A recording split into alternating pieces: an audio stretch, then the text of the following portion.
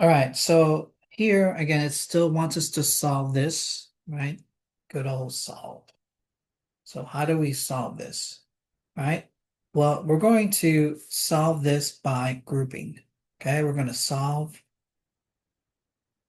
this by grouping. Maybe like that. So, okay. All right. So what we're going to do here is we're going to take the first two terms here. Okay. We're going to separate that from the last two terms. All right. So we're going to have x cubed plus 4x squared. Then I'm going to have a plus in the middle, and we have a minus x minus 4. Okay.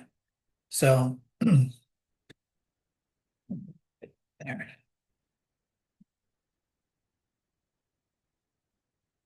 And we have a plus and then a minus x minus 4 equals 0. Okay. So if we look at this part here, the first two terms, what do they have in common? What can we factor out?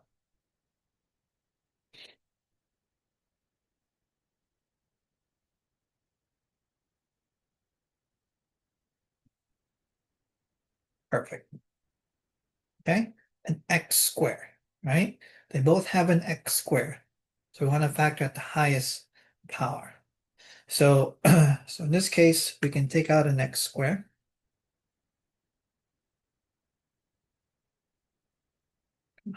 There we go.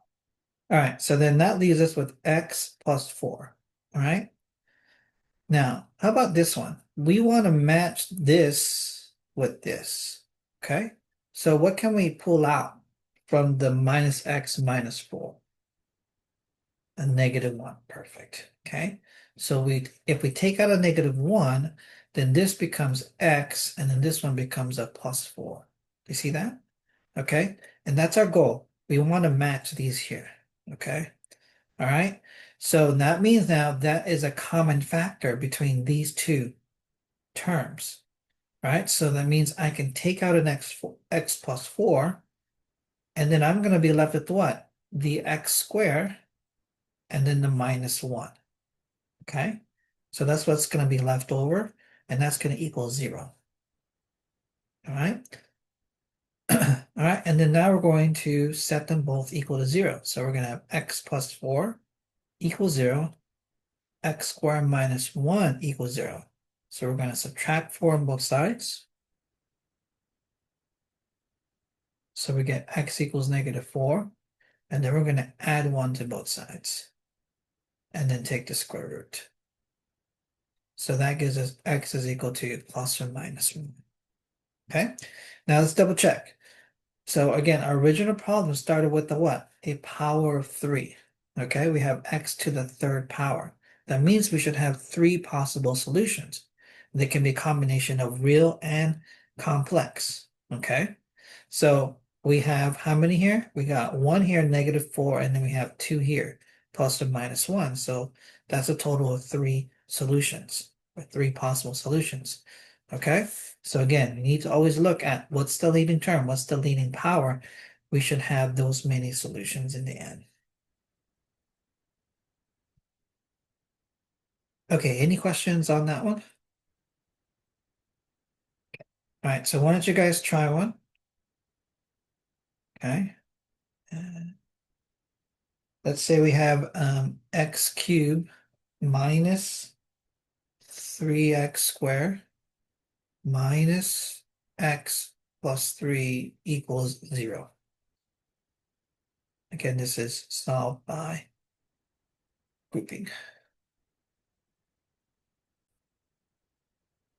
Okay, so again, this is called factor by grouping, right? So that means we need to group the first two terms and then group the last two terms. So we'll have x cubed minus 3x squared. I just put a big plus in the middle, all right, all the time. And then I have a minus x plus 3 equals 0, okay? Notice here that I can factor out an x squared, so that becomes x squared times x minus 3. And then I have a minus x and a plus 3. So I want the opposite of that. I want a positive x and a minus 3. So what I can do is I can still take out a negative 1. So when I do that, this becomes a positive x and then a minus 3. Now I can double check to make sure I got that right by distributing that negative 1 back in, right? So negative 1 times x is negative x, and negative 1 times negative 3 is going to give us a positive 3. So that checks out, okay? That's still equal to 0. Now, they both have x minus 3 now, so I want to factor that out. And then I'm left with x squared minus 1 equals 0. Okay. Then we just set them both equal to 0. All right. So then we add 3 to both sides. And this one we're going to add 1 to both sides. And then we're going to take the square root.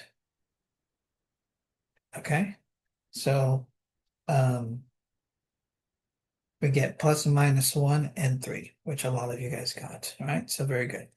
Okay, so again, I put a star in this FRU. This problem is missed a lot.